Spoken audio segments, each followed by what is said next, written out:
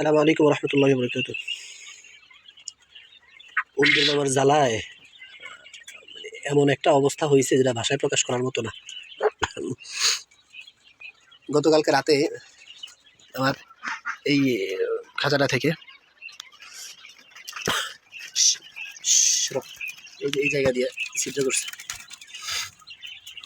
একটা দুইটা তিনটা চারটা, এই সামান্য একটু জায়গা, এই জায়গাটা কাটছে।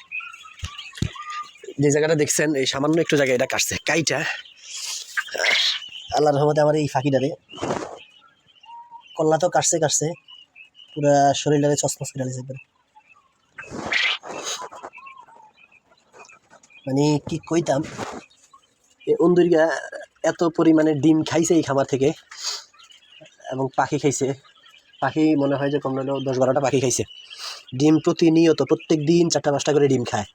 খাইতে খাইতে শরীরটারে এমন অবস্থা বানাইছে, ছোটোখাটো একটা বিলাই, এই অন্দুরটা ছোটোখাটো একটা বিলাই হয়ে গেছে।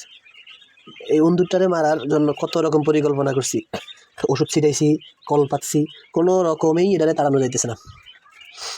মানে এমন একটা অবস্থা, না পারতেছি সহ্য করতে, না পারতেছি তারা সরাইতে। কি করতে পারি? যারা জানেন একটু সলিউশন দিবেন যে আসলে কি করলে অন্দুরটারে এখান থেকে বিদায় করা যাবে।